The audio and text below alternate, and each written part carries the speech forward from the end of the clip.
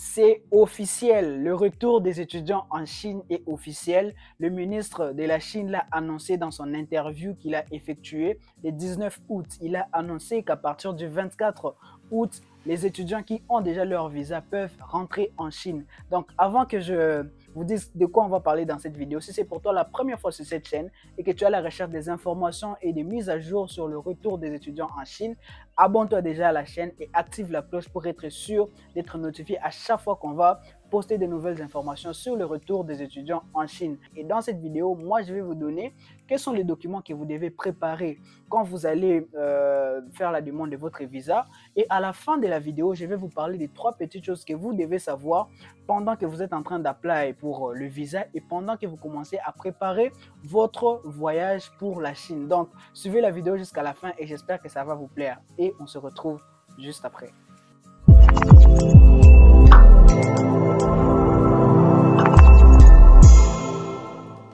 Donc, j'espère déjà que vous allez bien. Moi, ça va très bien. Avec ces nouvelles qui sont en train de sortir de mon côté, je vais très bien.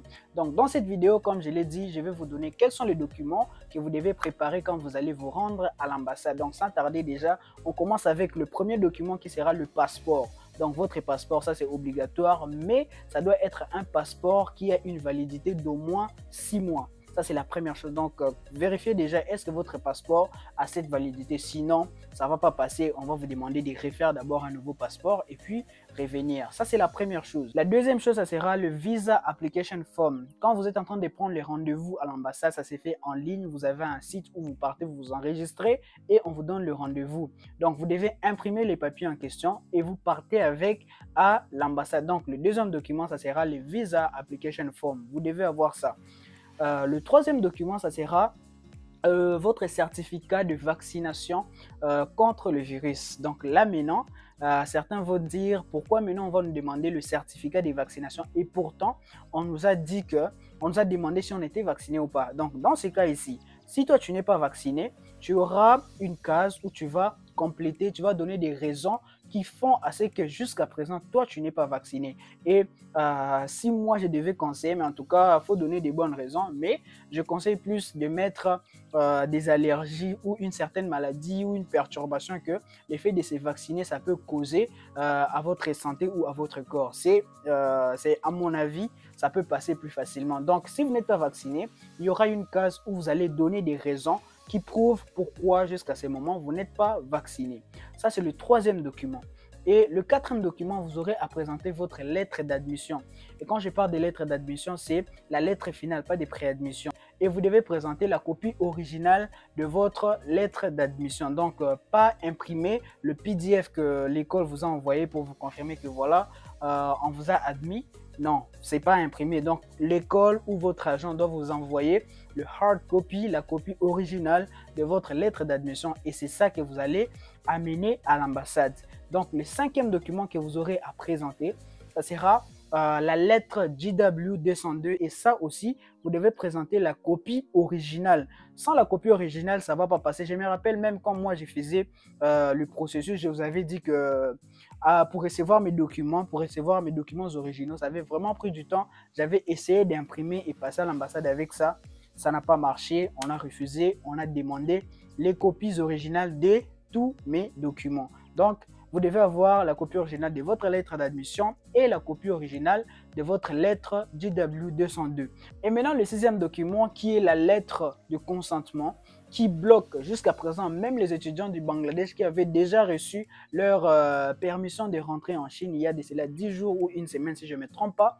Cette lettre le bloque. Pourquoi? Parce que certaines universités n'acceptent pas encore ou ne délivrent pas encore ces lettres à leurs étudiants pour plusieurs raisons. Soit ils sont encore en vacances, soit ils attendaient encore l'annonce officielle du gouvernement. Donc, je suis sûr que là, eux aussi vont commencer à annoncer dans vos groupes. Certains même, si vous-même, votre université l'a déjà annoncé dans le groupe, mettez dans le commentaire, dites-nous au moins c'est quelle université. Comme ça, peut-être ceux qui sont dans votre école aussi, qui n'ont pas vu le message, seront prévenus. Donc, si vous n'avez pas tous les 6 documents réunis, vous n'allez pas avoir le visa.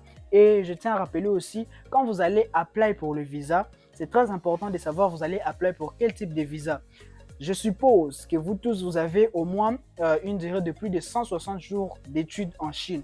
Donc, vous devez apply pour le visa X1. Et maintenant, quand vous allez arriver en Chine, vous allez apply pour les resident permits que vous aurez à renouveler chaque année, chaque année. Donc, voilà, ce sont les 6 documents. Mais comme je vous ai dit, à part ces documents, il y a encore quelque chose que vous devez savoir.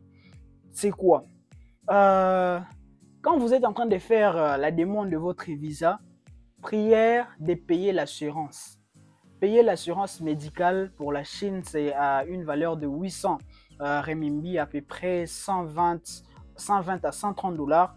Payez cet argent.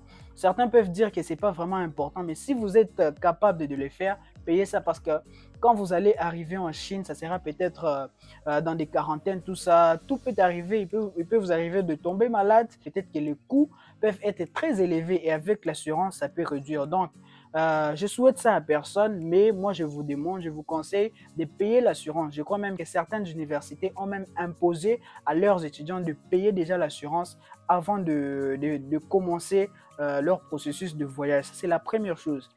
La deuxième chose, vous êtes en train de venir en Chine. Actuellement, pour voyager en Chine, il faut avoir le Green Code. Donc, déjà, avant de quitter, vous avez déjà des WeChat, ce qui est déjà bien pour vous.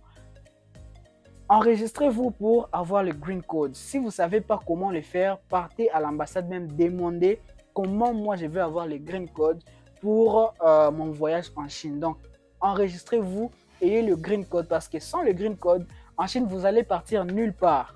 Nulle part, je vous l'assure. Donc, faites tout pour vous enregistrer et avoir le Green Code. Et la dernière chose que je vais mentionner, si vous ne me suivez pas encore sur Twitter, n'hésitez pas de me suivre. Là, on va aller faire le bruit, mentionner les ambassadeurs. Voilà, peut-être à cause de ça, les Africains ont été inclus aussi dans les pays qui peuvent rentrer en Chine. J'ai vu la Zambie, l'ambassade de la Zambie a déjà annoncé, au Rwanda, j'ai vu aussi dans quel autre pays, en Libéria. Donc, il y a déjà beaucoup de pays africains qui ont déjà aussi annoncé les retours des étudiants en Chine. Donc, si vous avez Twitter, n'hésitez pas de venir me suivre et on va continuer de poster des choses sur le retour en Chine. Donc, moi, je suis vraiment excité, j'ai vraiment hâte de vous voir en Chine, de vous accueillir, mais c'est ça, c'est la seule chose qui me fait un peu mal, hein, parce que je crois que c'est le gouvernement qui va vous accueillir, mais moi j'avais besoin de vous accueillir moi-même, vous voir enfin, hein, partager des moments ensemble, mais voilà, on aura le temps.